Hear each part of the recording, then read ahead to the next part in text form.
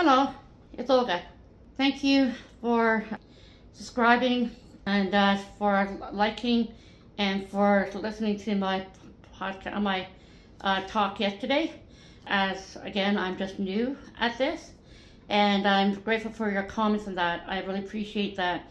If you like what I'm sharing, please push the subscribe button, the like button, and the notification bell, and so you get notification when the messages come up. Today I'm going to talk about my early days when I was first born. First of all, my parents were immigrants from England and Scotland, and they came to Canada in July 1967. Mom was pregnant with me, 5 months pregnant at the time. Then I was born December. Now, back in the days, they didn't have technologies they have today. They didn't have ultrasound. So they didn't have any idea what I was going to be born like. When I was first born, I was a healthy 8-pound, 6-ounce baby. Well, not healthy, but I was a 6-pound, 8-ounce baby. I was born with a cleft palate hair lip. Now, cleft palate hair lip is when the palate and your lip and your nose is not joined. It was underdeveloped, so it didn't develop in the uterus. And so that was the first thing that was wrong with me. That's the first thing they noticed about me. And then I was sent to Sick Children's Hospital. I was born in Toronto. They sent me to Sick Children's Hospital, which was then the world's best known hospital then. And I was so grateful for the doctors there. They've all did a great job. They didn't find out I had a heart defect until I was 3 months old. They thought it was a lung at first. Then they going back to the lung of the heart, and they discovered it was the heart. And then they discovered I had what you call a Tetralogy of fallot, and that is 4 defects of the heart. So the main one is, well, I don't know what means, but the hole in the heart. And the others are very difficult to explain. I looked it up on Google and on video on YouTube, and I don't want to download on here because I don't want to be told that it's copyright or anything. So if you're interested, please look up on YouTube or Google. Basically, it got to do with the blood doesn't circulate properly, and so what it does is, and it goes back into the lungs or something like that. Like I said, I'm not 100% sure. I mean, it's hard to explain. So anyways, that is, and I also had failure to thrive. In other words, I didn't grow. So I was 6 months. I was, like I said, I was 6 pounds when I was born, and I didn't gain any weight. And that's why. And they couldn't fix my, like I just talked, they couldn't fix my lip. They were supposed to fix it when I was 3 months old, but because I didn't have the birth weight, they couldn't do anything, because I didn't gain weight, they couldn't do anything until I was 3 months old. I had to be 8 pounds, and so they used to give me the feeding tube to feed me. Also, when they sent me to Sick Children's Hospital back then, I was put in a ICU, but parents and grandparents and that were not allowed to go into the ICU room. It was an isolated room. Only special nurses and doctors would go in there to just keep the germs away. It's amazing how much things have changed over the years. So anyways, so the first 2 weeks, my mom never got to hold me and never got to be with me. I don't have any pictures of when I was first born either, so I have no pictures of me with my cleft palate hair lip, or I'd show you a picture of what I looked like back then. I didn't get surgery till June, the end of June of '68. So that's the first surgery to sew up the palate and that. To feed me, it was a glass bottle, and it was like a nipple, a lamb nipple, and they put it on the glass bottle. That's how I was fed, as well as the feeding tube.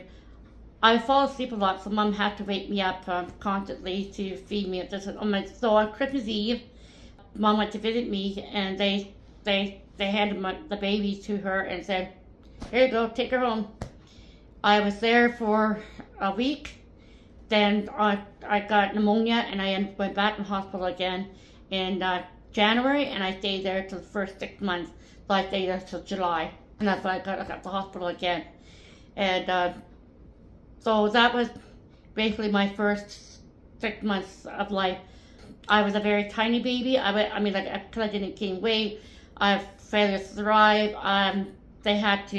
Mom used to help me upside down and pat my chest to be able to do the gap. Also, for the, oh, I guess I shouldn't have said that. I can't remember what I mean, to pat my chest. So anyways, to clear my lungs, I guess. I got my first surgery when I was 2.5 years old, and it's called a fallot. I should have looked it up online, but something to do with helping me the blood flow, and also keep me alive until I was 5 years old. Because back in those days, we didn't have surgery. They didn't do surgeries on babies back in those days. When I was born, there were still the early stages of just finding out about this heart condition and how to deal with this heart condition. So before the 50s, the 1950s, even before maybe the early 60s, I'm not sure, that's when it was first detected, those babies. Before that, obviously passed away. Doctor then was Dr. Mustard, and he was a really good doctor. I think he's the one who discovered the heart condition.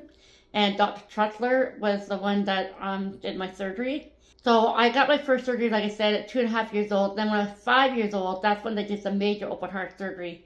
And that's when I went in, they did the open heart surgery, and that's when they fixed all the major problems but they had to keep an eye on me until I was 46 years old. Well, actually, back when I was a teenager, they told me I had to get my because it still leaked. The pulmonary valve still leaked, so they had to keep an eye on it. And then when you're older, and I was 16 when I went to the hospital, 17, and they said I would have to get that surgery. And I don't know, one thing led to another. I was until I was 46 when they did the pulmonary valve surgery.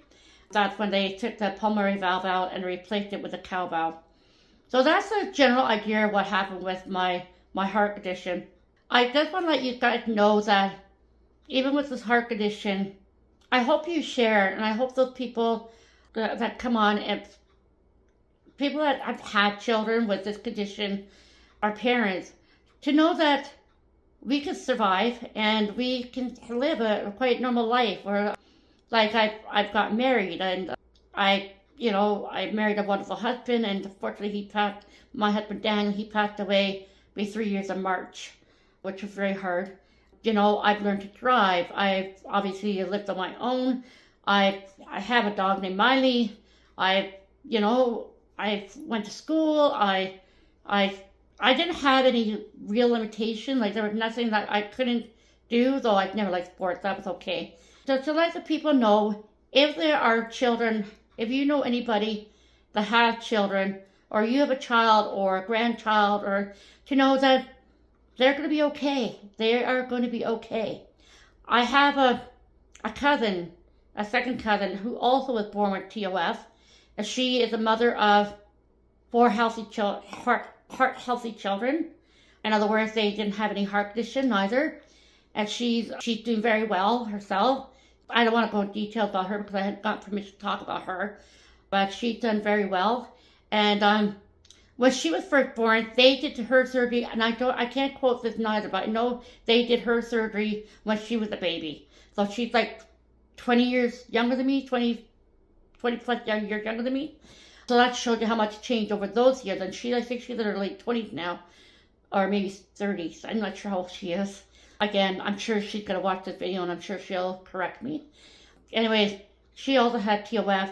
And she's doing very well. Like I said, she has children. She's very active, a lot more active than I've ever been. Anyways, so that's about my heart condition. If there's any other questions, or please like, subscribe, share videos with other people and let them know. Like I said, if you know anybody else out there that has the same condition as I, maybe you can share it with them and share them. There are people that are my age and a little bit older than me, have lived to this life, and we can live the fullest, and we can do what we can. And I want to be a positive feedback, a positive attitude of what we can do and how we can live in. And I'm enjoying my life, and it's been a rocky road. I'm up and down. I mean, like any other life. But here I am today, and I'm happy to share my stories with you. I'm happy that you're willing to listen. And I hope that we can continue talking, and I'll share more about my life as well. And anyways, thank you so much for listening, and have a good day, and we'll talk to you later. Please, again, like, subscribe, and thank you for listening. Bye-bye.